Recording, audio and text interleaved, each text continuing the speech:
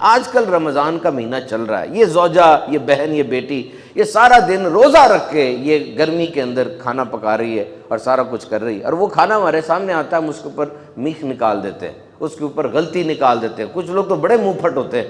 مجھے کسی صاحب نے یہ بھی بتایا تھا کھانا خراب ہو تو میں تو برتن کو اٹھا کے کچن کی طرف ہی پھینک دیتا ہوں کہ جاؤ اس کو ٹھیک کر کے لاؤ۔ یہ اچھا انداز نہیں ہے۔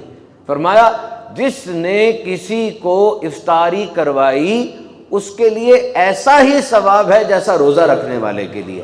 اب نمک مرچ تک چکھ تو وہ بھی نہیں سکتی، اس کا بھی روزہ ہے۔ تو صبر یہاں پر آپ کے اوپر آتا ہے، کیونکہ یاد رکھو ہمارا غصہ نکلنا وہی ہے جہاں پر ہمیں جواب کی توقع نہیں ہے۔ سارے دن کا باس کا، کولیگز کا غصہ جا کر بیوی بچوں پہ جو نکالنا ہے، انہوں نے تھوڑی بولنا آگے سے۔ ایک دفعہ ایک مرد کو کھانا دیا گیا، اس میں نمک واقعی زیادہ تھا۔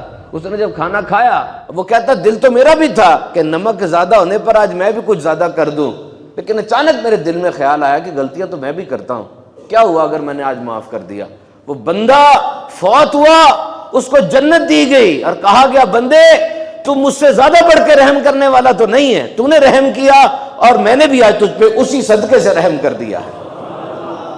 تو آج یہ نیت کریں، say thanks to your wife، thank you، شکریہ آپ کا، آپ نے میرے کھانا پکایا۔ تھوڑی حوصلہ افزائی کر دیں، کچھ نہیں لگنا آپ کا، فائدہ بہت ہو جائے گا۔